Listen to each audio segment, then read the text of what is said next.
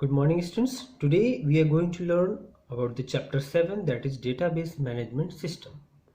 Students हम आज इस चैप्टर को पढ़ेंगे.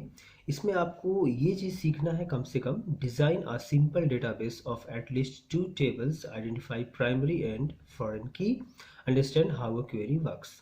तो हम सबसे पहले समझेंगे कि डेटाबेस क्या है, फिर उसके बाद हम टेबल के बारे में समझेंगे. स्टूडेंट्स सबसे पहले देखिए, आपने कभी भी कोई भी टेबल देखा है, उसमें इंफॉर्मेशन वगैरह हम स्टोर करते हैं, कोई भी डेटा है, इंफॉर्मेशन क्या है, इसके बारे में ज़रा आप देखेंगे. Storing data and retrieving information has been a necessity of all businesses. किसी भी तरह का बिजनेस एक्टिविटी हो या कोई भी काम हो तो उसमें हमने क्या करना है, बहुत सारा डेटा को स्टोर करना है और उसका डेटा को रिट्रीव भी करना है एग्जैक्ट टाइम पे. तो ये एक नेसेसिटी है, बहुत बड़ी ज़रूरत है कि ऐसा हमेशा होते रहे. डेटा कुछ भी हो सकता है, जैसे किसी पर्सन का नेम हो सकता है, नंबर हो सकता है, इमेज, साउंड एट्सेट्रा, कुछ भी. जैसे यहाँ पे देखिए रवि, 4 और स्टूडेंट, ये 3 डेटा है. तो इसको हमने प्रोसेस किया, तो प्रोसेस करने के बाद ये क्या हुआ, एक इन्फॉर्मेशन बढ़ गया, मीनिंगफुल और यूजफुल फॉर्म में आ गया. तो इसे ही हम इन्फॉर्मेशन कहते हैं. You will go through the book at your home. आप लोग बुक पढ़ेंगे घर पे ज़रूर से. तो डेटा क्या है, कोई भी अलग अलग जो इंफॉर्मेशन है किसी भी तरह की, कोई भी नेम है पर्सन का, नंबर है, इमेज है, कुछ भी चीज़ है, उसे हम डेटा कह सकते हैं. और वही डेटा जब कन्वर्ट हो जाता है मीनिंगफुल या यूजफुल फॉर्म में तो उसे हम इंफॉर्मेशन कहते हैं. जैसा कि आपने एग्जाम्पल में यहाँ समझा, ये डेटा है, इसे इंफॉर्मेशन में कन्वर्ट किया. फॉर एग्जाम्पल क्या है, Ravi is 4 years old and he is a student, is information. तो इस तरह से आपको इस चीज़ को दिमाग में रखना है. You will keep in your mind that what is data, any type of thing can be data, but by using that data you are converting it in a meaningful or useful form is called as information. Earlier the data was stored manually in the form of files, books and ledgers. आज के पहले मतलब या इसके पहले आप ऐसा समझ लीजिए कि जो डेटा है वो कैसे स्टोर होता था, फाइल्स में या बुक्स में या लेजर्स में.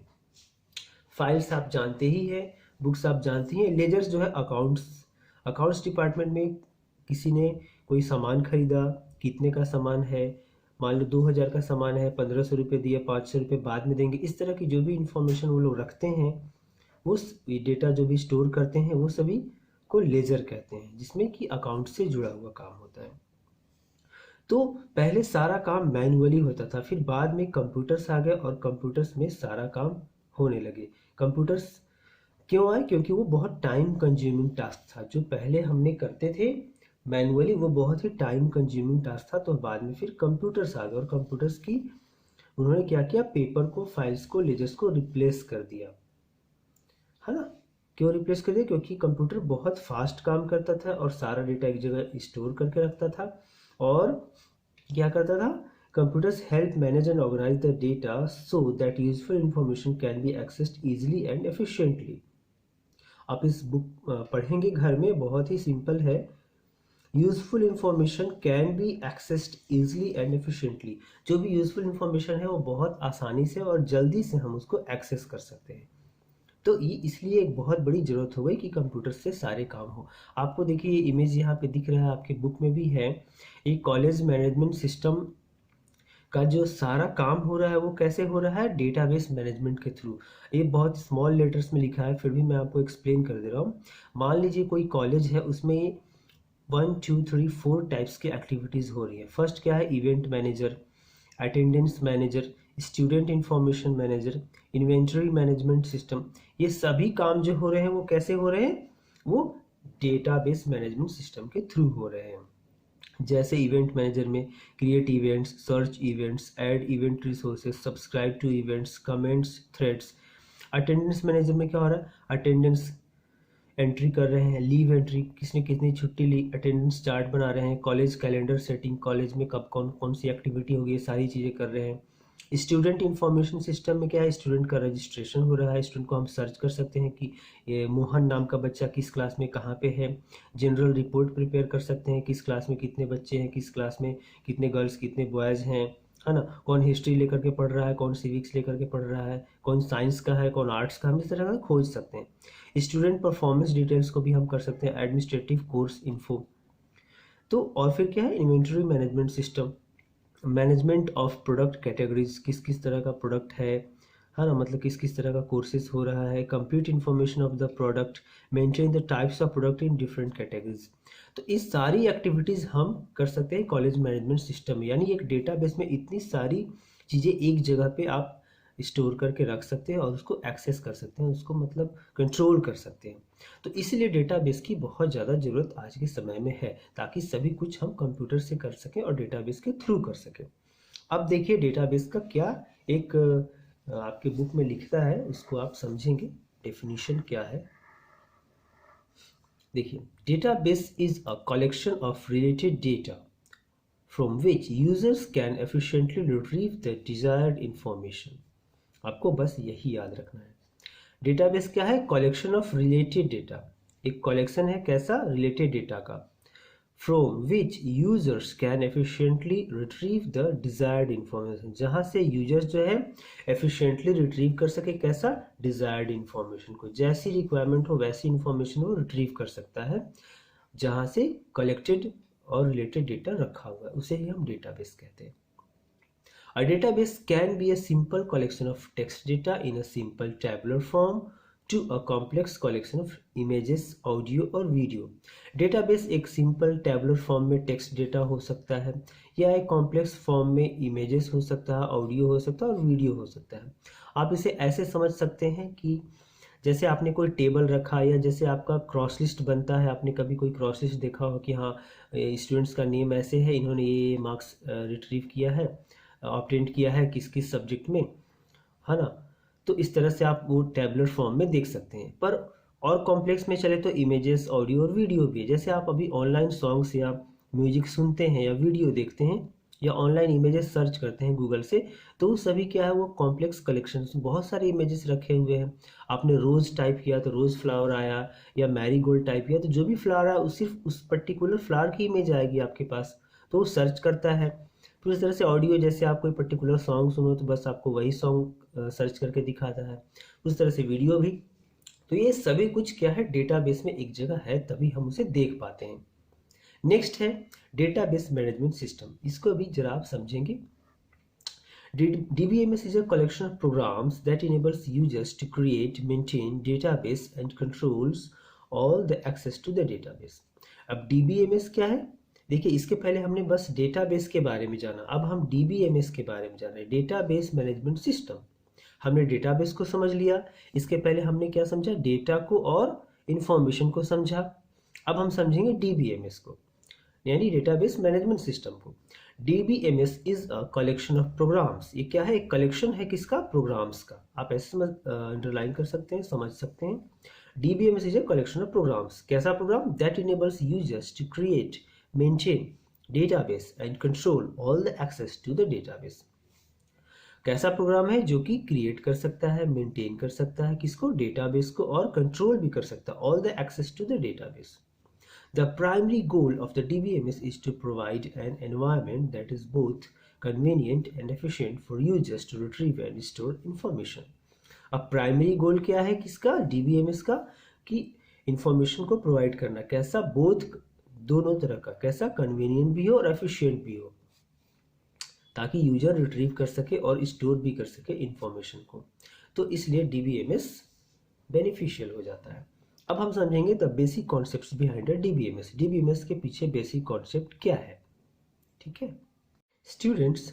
जो बेसिक कॉन्सेप्ट्स है DBMS के पीछे, वो ये है: specification of data types, structures and constraints to be considered. मतलब हमने अलग अलग डेटा टाइप का स्पेसिफाई कर दिया, उसका स्ट्रक्चर भी अलग अलग कर दिया, और कंस्ट्रेंट्स मतलब हमने उसमें कुछ ऑब्स्टेकल लगा दिए कि नहीं, ये इसका स्ट्रक्चर ऐसा होगा तो ऐसा ही होगा, हमको इस तरह का ही पर्टिकुलर स्ट्रक्चर चाहिए, तो हम ऐसा भी कर सकते हैं। और इन सभी चीज़ों को फॉलो करते हुए DBMS काम कर सकता है। नेक्स्ट है storing the data and manipulating it as required. हम डेटा को स्टोर कर सकते हैं और उसे मैनिपुलेट कर सकते हैं, अपनी ज़रूरत के अनुसार उसको चेंज कर सकते हैं, उसका रास्ता मोड़ सकते हैं। जैसे होता है ना कि मैनिपुलेट कर सकते हैं, आप इसे समझ सकते हैं। हाँ, जैसे पानी जा रहा है ऐसे, हम उसे चाहते नहीं पाइप के तार ऐसे नहीं, ऐसे कर दें। तो जैसा रिक्वायरमेंट हो वैसे हम डेटा को यूज कर सकते हैं इसमें। नेक्स्ट है querying the database to retrieve desired data. और हम डेटाबेस को क्वेरी कर सकते हैं। यदि डेटाबेस हमने कुछ फाइल रखा हुआ है, हमें वो फाइल चाहिए, तो हम क्वेरी करके मतलब उसे पूछ सकते हैं और हमको रिट्रीव कर सकते हैं क्या, डिज़ायर्ड डेटा। जो डिज़ायर्ड डेटा है उसको हम रिट्रीव कर सकते हैं, प्राप्त कर सकते हैं। तो ये एक बहुत ही बेसिक कॉन्सेप्ट है डीबीएमएस के पीछे, इसलिए हम डीबीएमएस का बहुत ज़्यादा यूज़ करते हैं। Updating the content of the database, और सबसे बड़ी बात क्या कि डेटाबेस में जो कुछ भी हमने रख दिया उसको हम अपडेट भी कर सकते हैं। यदि मान ली किसी पर्टिकुलर का फ़ोन नंबर चेंज हुआ, एड्रेस चेंज हुआ, तो हम उसमें वो अपडेट कर सकते हैं। तो these are the things, that's why we are using DBMS, है ना। That is the basic concept behind the DBMS. ये चीज़ आपको समझनी है। ABCD, है ना, यहाँ पे थोड़ा सीक्वेंस गलत है, ABCD, इससे 4 होगा। नेक्स्ट है need for database management system. अभी डेटाबेस मैनेजमेंट सिस्टम की क्या ज़रूरत है, क्यों हम इसे यूज़ कर रहे हैं, इसे जरा आप समझेंगे। Database approach come into existence due to the drawbacks and limitations of file processing system. File processing system यानी सारा कुछ जो डेटा है वो किस में है, फाइल में है, तो उसे प्रोसेस करने में टाइम लगता है।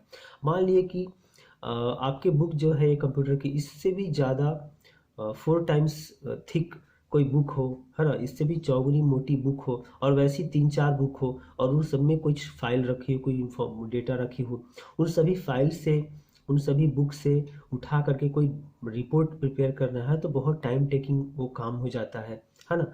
तो क्या उसका एक लिमिटेशन है फाइल प्रोसेसिंग सिस्टम का, इसलिए कंप्यूटर्स और डीबीएमएस एग्जिस्टेंस में है। In file processing system updating, क्या उसमें फिर updating, deleting and maintaining the data is difficult. अब अपडेट करना डिफिकल्ट कैसे, मान ली हमने आप किसी का फ़ोन नंबर लिख दिया, अब फ़ोन नंबर चेंज करना है, तो आप तो लिखा हुआ है, उसे हम कैसे चेंज करेंगे, क्रॉस करेंगे, ओवरराइट हो जाएगा, कहाँ लिखेंगे, स्पेस नहीं है, ऐसे टेबल बना हुआ है। तो these are the problems, that's why all things are going to be used with the DBMS, और you can say simply in computerized form। तो इसलिए सभी कुछ क्या चीज़ें क्या हो रही हैं, वो कंप्यूटर के फॉर्म में आती चली जा रही है और DBMS का यूज होता चला जा रहा है। Updating, deleting and maintaining the data is difficult. A number of application programs are written by programmers to maintain the data.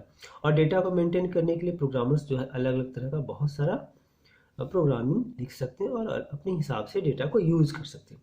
In the database approach the data is stored at a central location.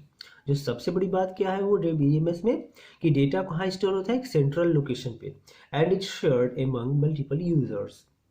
और वो data एक ही जगह पे store होता है और share कर सकते हैं किसको, मल्टीपल यूजर्स को। Thus the main advantage of DBMS is centralization of data. Students, इसको आप अच्छे से समझ लीजिए कि सेंट्रलाइजेशन ऑफ डेटा क्या है। कहने का मतलब क्या है कि डेटा जो है सारा का सारा एक ही जगह पे रहेगा। मान लीजिए यहाँ पे सारा डेटा है, ये सेंट्रलाइज किया हुआ है, यहाँ से एक आदमी इधर यूज कर सकता है, एक इधर यूज कर सकता है, एक इधर, एक इधर, एक इधर। या फिर ऐसे समझो कि ये रेलवे का एक सिस्टम है, आईआरसीटीसी का। किसी ने पटना से टिकट बुक किया, किसी ने रांची से टिकट बुक किया, किसी ने कोलकाता से किया, किसी ने मुंबई से किया, किसी ने यूएई से कर दिया, विदेश से भी कर दिया, और सभी कोई लोग क्या कर रहे हैं, एक ही ट्रेन के लिए टिकट बुक कर रहे हैं। तो सारा इन्फॉर्मेशन क्या हो रहा है, उस पर्टिकुलर ट्रेन नंबर या उस पर्टिकुलर चीज़ के लिए एक ही जगह पे आके स्टोर हो रही है। तो जिसने दुबई से टिकट बुक किया है, तो वो वहाँ से यहाँ का टिकट भी देख सकता है। या मान लीजिए कि 2 लोग हैं, एक मुंबई में रहते हैं, एक दुबई में रहते हैं, या कोलकाता में रहते हैं, तो दोनों में से किसी ने भी टिकट बुक कर दिया, है ना। आपने बता दिया कि हाँ ये टिकट बुक कर दिया, ये पीएनआर नंबर है, तो उन्होंने चेक करेंगे तो कोई भी चेक कर सकता है कि हाँ ये एग्जैक्टली टिकट बुक हो गया, या इतना वेटिंग है, ये है, वो है। तो सेंट्रलाइजेशन ऑफ डेटा जो है सबसे बड़ा एडवांटेज हो गया डीबीएमएस का। इसमें क्या होता है कि सारा कुछ डेटा एक ही जगह पे स्टोर रहता है, और वहाँ से अलग अलग यूजर्स, अलग अलग लोग उसको शेयर कर सकते हैं, देख सकते हैं, और अपडेट भी कर सकते हैं, डिलीट भी कर सकते हैं, मेंटेन भी कर सकते हैं। सो एक बहुत बड़ी एडवांटेज हो जाती है ये डीबीएमएस की। स्टूडेंट्स, इसके बाद आप बुक पढ़ेंगे, आपके पास छुट्टियां भी हैं, है ना। इसके यहाँ के बाद advantages of database management system, इसे हम डिटेल में एक्सप्लेन करेंगे नेक्स्ट क्लास में। Thanks for the day, thank you.